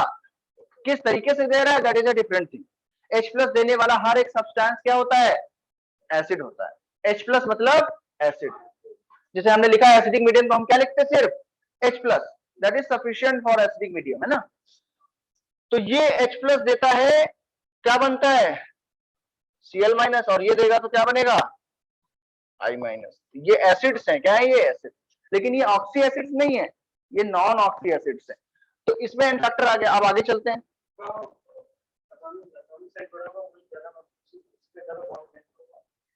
हाँ जस्ट एटॉमिक साइज, जैसे जैसे अगर देखो मान लो मैं स्फेरिकल मान लेता हूँ, अभी क्या मान लेता हूँ इनको? स्फेरिकल। अभी मैं कोई भी ओवरलैपिंग या ऑर्बिटल्स नहीं दिखा रहा हूँ, मैं सिर्फ तुमको थोड़ा सा आइडिया दे रहा हूँ साइज का।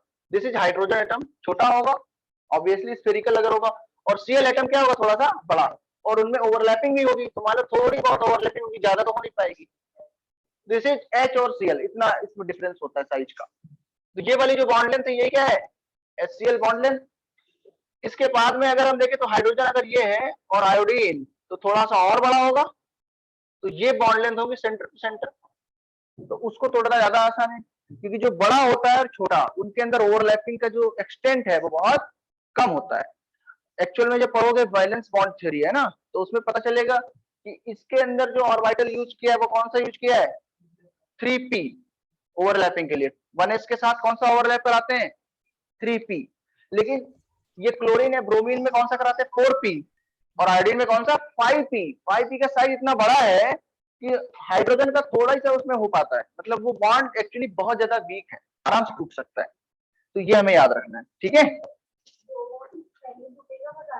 हाँ, जो आसानी से टूटेगा, कम एनर्जी देने पे टूटेगा, दैट इज मोर एसिडिक। हाँ, लेकिन याद रखना H प्लस निकलना चाहिए। क्या निकलना चाहिए? अगर H प्लस नहीं निकल रहा है तो एसिड नहीं होगा। हाइड्रोजन देने से एसिड नहीं होता, H प्लस देने से एसिड होता है।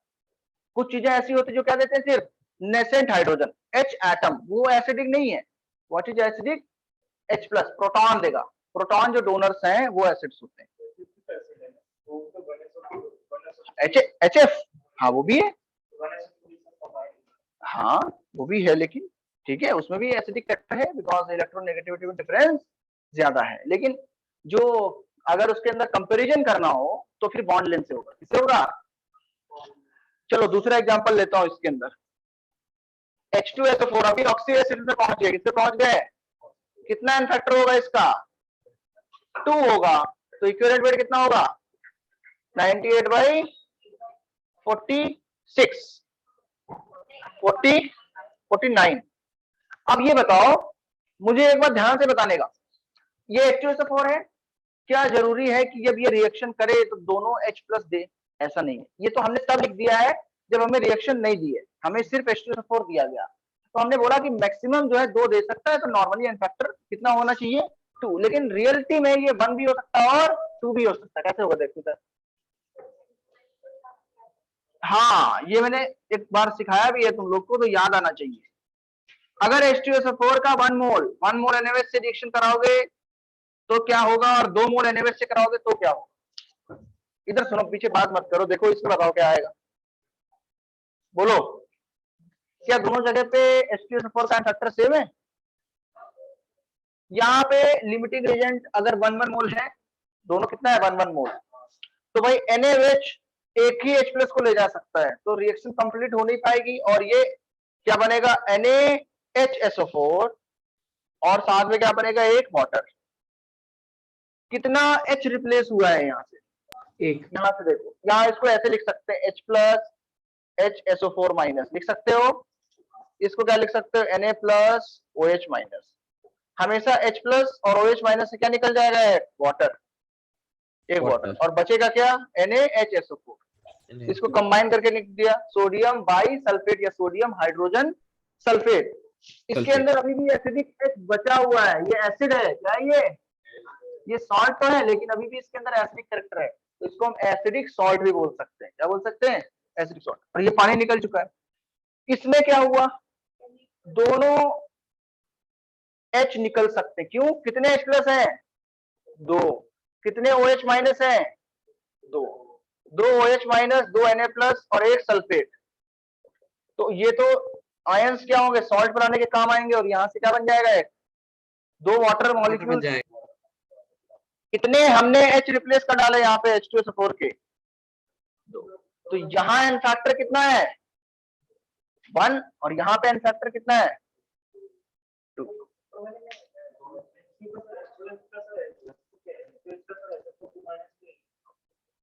क्या? क्योंकि भैया यहाँ पे एक ही OH माइनस है ना, अगर लिखेंगे भी तो कितना जाएगा? सिर्फ एक ही जाएगा ना। जल्दी जल्दी इसको नोट करो। नोट कर लिया ना? बहुत बढ़िया, वेरी गुड। तो जो आपने NaHSO4 जो बनाया है, मतलब उसमें तो कोई भी पैटर्न में क्या नाम कहा लिख जाए? सकते हैं ना? H2SO4 का एन फैक्टर क्या हो सकता है? 2 भी हो सकता है, और दोनों लिखो यहाँ पे। अब आगे बढ़ते हैं। सर आपने जो H3PO4 का NaHSO4 क्या हो लिखा सकता है है? उसमें हाँ, एग्जाम्पल्स तो है, साथ में ही चल रहा है। ये जो एग्जाम्पल्स हैं, ये एसिड खत्म होगा तो क्या शुरू हो जाएगा? बेस। बोलो इधर जल्दी, H3PO4 में क्या आएगा? 3। और क्या आएगा? 2 भी आ सकता है, 1 भी आ सकता है। अब समझ में आना चाहिए मुझे, क्या मैं तो इतने में भी खत्म कर सकता हूँ पूरा, इतने में तो सब खत्म हो जाएगा, पता भी नहीं चलेगा। ठीक है, समझ आना चाहिए तुमको, दैट इज मोर, इसकी प्रायोरिटी ज्यादा है। ठीक है, अब आगे समझेंगे। H3PO3 में कितना आएगा? बोलो जल्दी बोलो, अभी स्ट्रक्चर बनाए थे। सर इसमें 2 और 1 होगा। 2 and 1। और बताओ सर इसमें सिर्फ 1 होगा। सर इसमें सिर्फ 1 होगा। बहुत बढ़िया। ठीक है, क्या इसमें बताओ, इसमें बताओ एन फैक्टर कितना होगा? सर 4 3 2 1 और 4 3 2। कैसे किया? ये डायग्राम तुमने बनाए? फोटो दिखाओ, नोट करो, बाकी लोग उसका आंसर दे दो। किधर बनाया? हाँ, कितने उसमें थे OH H3PO4 में? तो 3 होगा।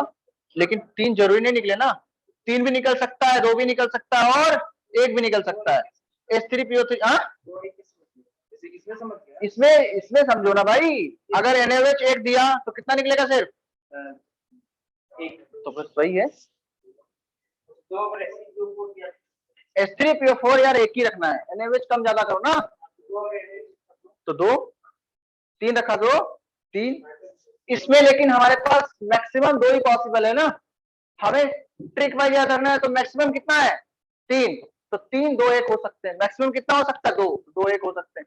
मैक्सिमम कितना हो सकता है 1, तो 1 ही होगा एज एसिड। भाई इसमें कितना OH था H3PO2 में, हाइपोफॉस्फोरस में 1 ही OH था, 1 ही हो सकता है। तो डायग्राम तुमने ड्रॉ किए थे पिछले वीक में जो बनवाए थे, तो फिर डायग्राम से समझ में आता है। आइसोमेरिज्म नॉन कार्बन कंपाउंड्स में भी होता है क्या? क्या सर मतलब HCPO3 के 2-3 तरीके से हम वो बना सकते हैं ना स्ट्रक्चर। नहीं, वो आइसोमेरिज्म उसमें नहीं बोलेंगे, वो एक तरीके से OH और डबल बॉन्ड O की टॉटोमेरिज्म होती है, कीटोइनॉल जैसे पढ़ोगे आगे, बट वो यहाँ पे स्टेबल है। हम वही स्ट्रक्चर तुमको बताते हैं जो क्या है रियलिटी। कुछ नहीं होगा, जो रियल में एग्जिस्ट करता है वही स्ट्रक्चर है। दूसरी फॉर्म कैसी है, बहुत कम एग्जिस्ट करती है, उसको नहीं बताते। ये लिख लिया सबने, इसको हाँ, हटा सर। देता हूं मैं। सर मुझे बताओ, जो four क्वेश्चन भी- पूछा था उसका आंसर नहीं कर पाए तो घर से करके लाना। नहीं सर 4 आया दोनों का।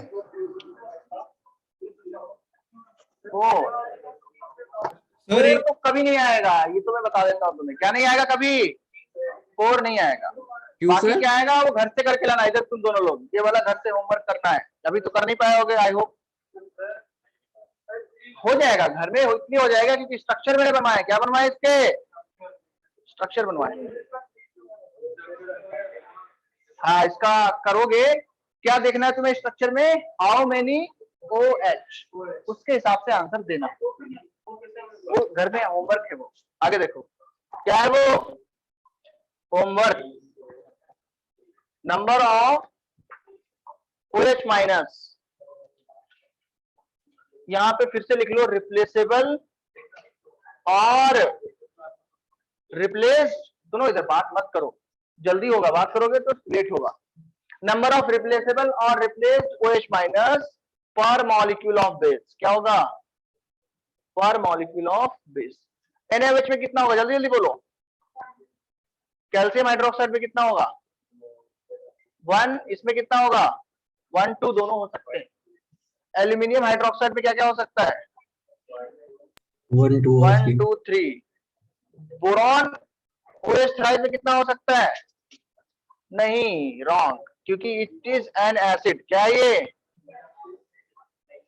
ये इसके पास BOH के अंदर इतनी ज्यादा इलेक्ट्रोनेगेटिविटी में डिफरेंस नहीं है कि ये क्या दे दे तुम्हें OH दे दे। एक्चुअल में इसका जो ऑक्टेट है कैसा है, इनकम्प्लीट।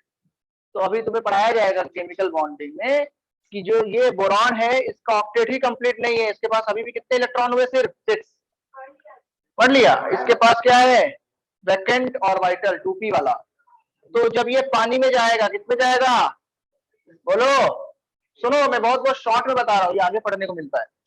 ये क्या है बोरॉन हाइड्रोक्साइड है क्या, ये नहीं, ये क्या है H3BO3 बोरिक एसिड है। ये क्या नाम है इसका, ये ऐसा है, लेकिन ये H+ खुद नहीं देता है।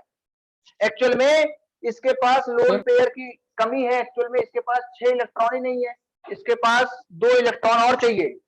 सुनो सिर्फ कितने इलेक्ट्रॉन है 6, लेकिन ऑक्टेट के लिए कितने चाहिए 2। जिन सेंट्रल एटम्स का ऑक्टेट कंप्लीट नहीं होता है और एक लोन पेयर, ऐसे या बोले या एक बॉन्ड पेयर की कमी होती है, 2 इलेक्ट्रॉन की अगर कमी होती है, उनको हम क्या बोलते हैं लुईस एसिड। क्या बोलते हैं, जिनके पास एक लोन पेयर होता है that is extra electron pair होता है, उनको बोलते हैं लुईस बेस। ये याद रख लो, जितना बता रहा हूं सिर्फ इतना। तो ये क्या होगा, ये लुईस एसिड। क्या होगा ये लुईस एसिड है, क्योंकि इसके पास क्या है 2 इलेक्ट्रॉन कम है। तो अगर पानी आ जाए यहाँ पे, क्या आ जाए, तो ये इसको क्या दे देगा, अपना एक लोन पेयर दे देगा। ये OH माइनस के फॉर्म में देगा, किसके फॉर्म में, और अगर पानी OH माइनस के फॉर्म में इसको लोन पेयर दे रहा है तो पानी में क्या रिमेनिंग रह जाएगा। लेकिन बताओ ये एक्टिव काम कर रहा है या पैसिव है, इसने खुद का H+ नहीं दिया, H+ किसने दिया? वाटर ने। लेकिन ये काम किसका कर रहा है? लोन पेयर एक्सेप्टर का काम कर रहा है, जिससे कि इसका ऑक्टेट क्या हो जाए? सर जो आपने होमवर्क complete। दिया उसका मैंने स्ट्रक्चर बनाने का ट्राई किया, मैं आपको फोटो वो- भेजूं व्हाट्सएप पे? अभी कैसे कर सकते हैं उसको बाद में भेजो, बाद में देखूंगा। ये लुईस एसिड है, क्या है ये? और कितने OH ले सकता है? सिर्फ कितने लोन पेयर ये गेन कर सकता है? सिर्फ 1। तो मोनोबेसिक एसिड है। कैसा है? मोनोबेसिक है। जैसे अगर पूछा जाए ये इसकी जो एसिडिटी है कितनी है? 1। एसिडिटी मतलब कितने एसिड्स को ये न्यूट्रलाइज कर सकता है? हाउ मेनी H+ को ये न्यूट्रलाइज कर सकता है? 1। ये कितने को कर सकता है? ये कितने को कर सकता है? तो इसको बोलते हैं एसिडिटी ऑफ अ बेस। क्या बोलते हैं इसको? अगर हम पूछे H2SO4 की बेसिसिटी कितनी होगी, तो बोलेंगे कि 2 है। कितनी है? तो बेसिसिटी मतलब मैक्सिमम कितने OH- को न्यूट्रलाइज कर सकता है। तो ये वाला कॉन्सेप्ट यहाँ नहीं लगाना है। इसका फैक्टर क्या नहीं है? 1 2 3 नहीं है, क्योंकि H रिप्लेसेबल नहीं है। ये तुम्हें नहीं समझ में आया तो छोड़ दो, ठीक है? नॉट रिक्वायर्ड, आगे पढ़ने को मिलेगा। मुझे या तो क्लास के बाद पूछना, जितना मैंने बताया है वो शॉर्ट में उतना ही बता सकता हूँ। क्या बताया है उसके लिए तुम्हें ये समझ में आ नहीं रहा होगा ना?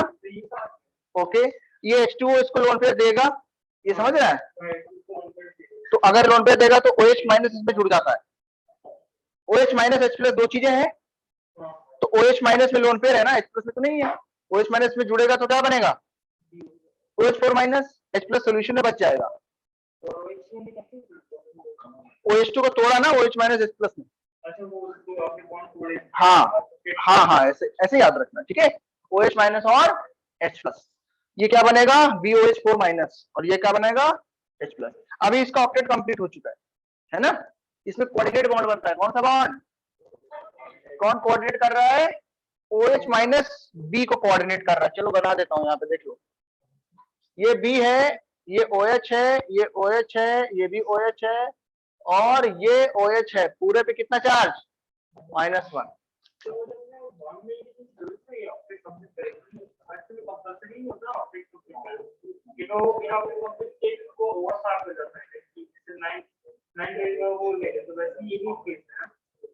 इसमें ऐसे होता है, जो तुम बता रहे हो वो B2H6 इलेक्ट्रॉन डेफिशिएंट, दूसरा है वो।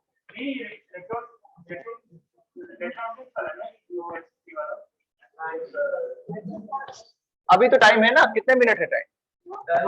5 मिनट है सर। 5? सर आप वो होमवर्क का मेरा लेट देखिए से ना स्टार्ट सर, हुआ था मेरे वहां मतलब पे। wrong क्लास क्यों है वो? 45 है पनवेल में, है ना? अभी तुम लोग को सुबह क्लास थी क्या आज, इसलिए लेट हुआ? मतलब उस क्लास कैसी भी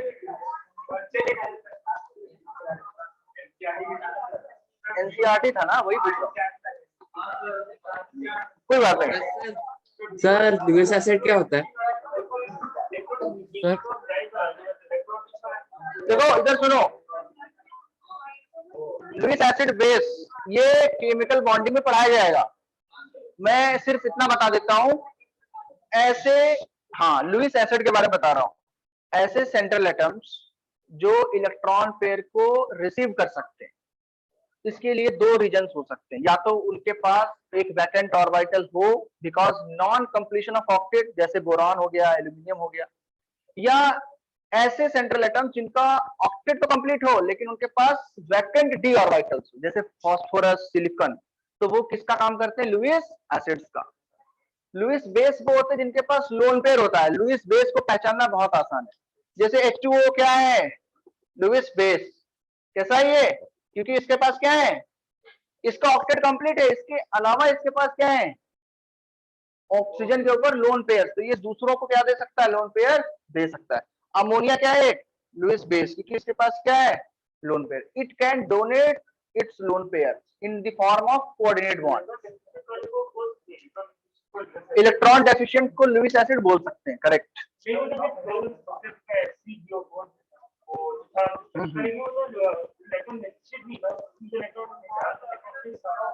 नहीं भाई नहीं, तुम्हें अभी नहीं, केमिकल बॉन्डिंग पढ़ लो, उसके बाद तुम्हें समझ में आ जाएगा।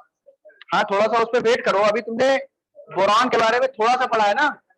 इधर देखो, पिछला जो होमवर्क दिया था सिर्फ 38 लोगों ने क्या किया है, सबमिट किया है। रेडॉक्स सर वो मुझे असाइनमेंट लगा 2, 11 मतलब वो लेट हो गया थोड़ा time। रेडॉक्स असाइनमेंट 3 और रेजोनेंस के भी कुछ क्वेश्चंस दिए थे हमने, ठीक है। तो अगर तुमने असाइनमेंट किए होते सिर्फ फर्स्ट एंड सेकंड तो तुम जितना एग्जाम में आया था वो तो कुछ भी नहीं था। एग्जाम में जो आया था वो मैंने 25 मिनट में पढ़ा दिया था, ठीक है। उसके आगे का भी आना चाहिए था बट आया नहीं, कोई बात नहीं। इसके अलावा जो असाइनमेंट रेजोनेंस का उसमें थोड़े एक्स्ट्रा क्वेश्चंस थे, कुछ एसिड बेस वाले भी दे दिए थे हमने, आप वो कर पाओगे, एन फैक्टर नहीं पता था उसमें। इसके अलावा टाइट्रेशन पे अभी काम बाकी है, क्वेश्चन सॉल्व करने पड़ेंगे केसेस बना के, तो वो नेक्स्ट क्लास में करेंगे। ये वाला पोर्शन हमारा बचा हुआ था, एलिमेंट्री पोर्शन, इसको हमने कवर कर लिया। अभी तुम्हें हाँ डाउट्स अगर जो है उसके लिए एक मैंने क्लास ली थी, उसमें जितने बच्चे आए थे उनके ऑलरेडी क्लियर थे, जो नहीं आ पाया है उसके लिए फिर से क्लास ले लेंगे, ठीक है। तो सर उसका टाइम सर हाँ, तो फ्राइडे उसमें ले लेंगे। तो रुक जाओ अभी इसको थोड़ा ऑफ कर दूं। हाँ